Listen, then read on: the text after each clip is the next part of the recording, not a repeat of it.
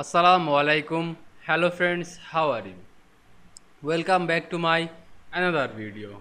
In this video, I am going to show you how to add scroll horizontal shape in Google Docs. Let's get started. At first, you have to open your Chrome browser. Then open your Google Docs apps, then create your document. Now you can see here are my blank document. Now I add scroll horizontal shape in this document. At first, you have to go insert menu, then click drawing, then click plus new. Now you can see here are shape option. Click these shapes and go callouts and find your horizontal scroll, then press this horizontal scroll and press shift on your keyboard to draw this scroll. Now I change this shape color. Go to shape fill option and choose your color, then press save and close.